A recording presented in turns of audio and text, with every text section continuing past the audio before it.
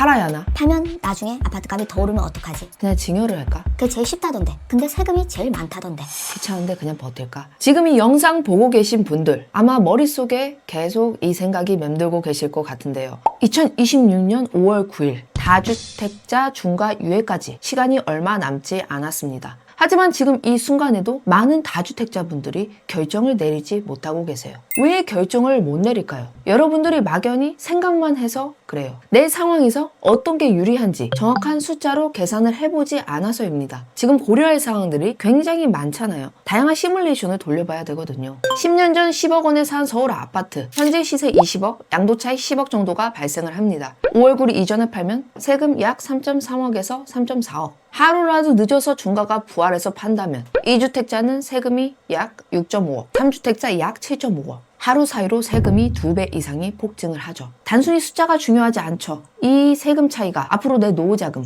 자녀 교육비, 투자 시드에도 굉장히 영향을 많이 미칠 겁니다. 다주택자 분들이 선택할 수 있는 결정이 3가지가 있죠. 첫째, 중과 부활 전에 남한테 매도하는 거. 두 번째, 자녀한테 좀 저렴하게 넘기는 거. 즉 저가 양도죠. 세 번째, 증여. 단순 증여가 있고 부담부 증여가 있을 수 있습니다. 각각의 세금이 대략 얼마나 나오는지, 이 선택으로 인해서 내가 볼 수 있는 이익과 손해가 어떤 건지 여러분들의 상황에 맞게 선택할 수 있게끔 오늘 내용을 한번 풀어드리려고 합니다.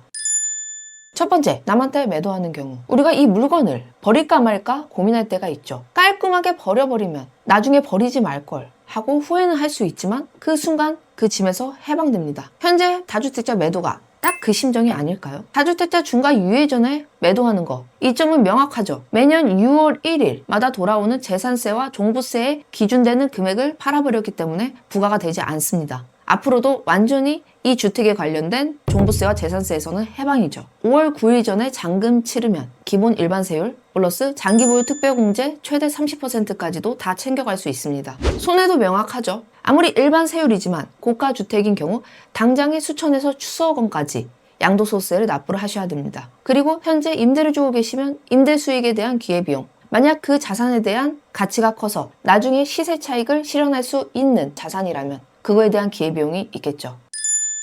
두 번째, 자녀에게 저가 양도하는 경우 이 집 누구한테 팔기는 아까우니 내 자식한테 줌으로써 우리 가족끼리의 부의 이전을 하겠다. 굉장히 좋은 물건이라면 충분히 이런 생각하실 수 있죠. 부모 입장, 즉 양도자 입장에서는 매매 차익을 줄임으로써 양도소득세를 줄일 수가 있습니다. 흔히 가족 간의 거래는 감정 등을 통해서 실제 시세보다는 시가를 좀 줄일 수가 있죠. 시세 대비 30% 또는 3억 원, 둘 중 작은 금액까지 싸게 팔아도 증여 문제가 발생하지 않습니다. 자녀 입장에서는 증여세 문제 없이 집을 저렴하게 취득하고 가족 간의 거래가 인정이 된다면 유상취득세율 1에서 3%를 적용받을 수 있습니다. 세금적으로 계산을 해보면 저가 양도가 가장 적을 수 있어요. 하지만 여기서 가장 무서운 함정이 있죠. 바로 세무조사 가능성, 자금 출처 조사 대상. 이건 거의 100% 나오죠. 고가 아파트의 경우는 자녀가 스스로 집을 살 수 있는 능력이 있다는 걸 입증하지 못하면 국세청은 부모로부터 돈을 받아 집을 취득한 걸로 간주하여 증여세 폭탄을 맞을 수가 있어요. 당장 세금이 적게 나오더라도 미래의 세금이 더 클 수 있다. 내 이전 계좌를 봤을 때 드러나는 금액이 더 많을 수가 있는 거죠.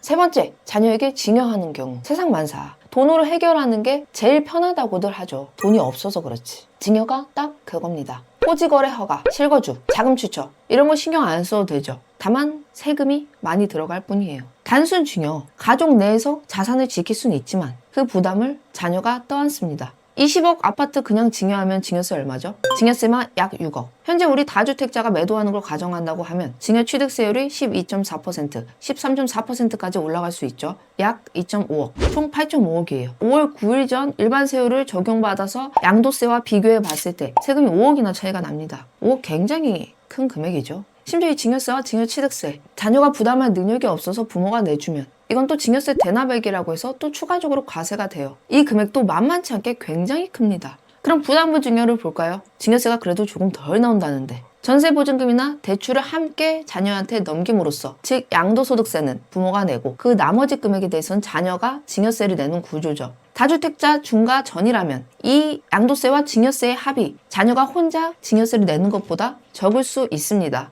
하지만 이 부담부 증여, 양도와 증여의 문제를 둘 다 가지고 있어요. 부담부 증여라는 건 양도가 포함이 되어 있기 때문에 토지거래 허가 구역이라면 실거주 해야 되죠. 5월 9일 이전까지 중과를 피하기 위해 양도를 해야 되죠. 그 전세보증금 자녀가 무조건 갚아야 되죠. 증여세 신고만 끝나면은 그 채무가 본인의 채무가 아니라고 생각해서 나중에 대출 상환까지 부모가 하는 경우가 많습니다. 이 부채에 대한 사후관리, 국세청이 끝까지 추적한다고 했어요. 추가로 말씀드리고 싶은 거, 단순 증여든 부담부 증여든 자녀가 이 물건을 증여받고 10년 이상은 보유할 생각으로 증여를 받으셔야 됩니다. 왜 그렇죠? 우리 세법에는 2월 가세라는 게 있어요. 증여 후에 10년 이전에 양도를 하면 추후 이 자녀가 이 부동산을 매각을 할 때 부모님의 취득가액을 가지고 옵니다. 즉 내가 증여를 20억에 받았는데 나중에 10년 안 돼서 자녀가 30억에 팔아요. 그럼 그 당시 취득가액 20억으로 가져올까요? 아니요. 부모님의 취득가액인 10억을 가져와요. 그럼 차액인 20억에 대해서 굉장히 세금이 많이 나오겠죠. 이 부분까지도 고려를 하셔야 한다는 말이에요. 증여가 단순하지만은 않죠. 지금까지 이 세 가지 선택지 보셨는데 어떠신가요? 양도소득세, 취득세, 증여세, 보유세, 자녀 자금 조달 능력, 국세청 세무조사 가능성까지 이 수많은 변수들을 전체적으로 엮어서 시뮬레이션 하지 않으면 어떤 선택을 해도 찝찝하실 거예요. 막연히 이게 낫겠지 하는 생각은 나중에 수억 원의 손해를 가져올 수가 있습니다. 2026년 5월 9일까지 정말 시간이 많이 남지 않았어요. 제가 말씀드린 세 가지 중에 정답이 있는 거는 아닙니다. 실제로 계산을 해봐서 각자 상황에 맞는 최선의 정답을 찾으셔야 합니다. 이상으로 세무는 보라의 문보라 세무서였습니다.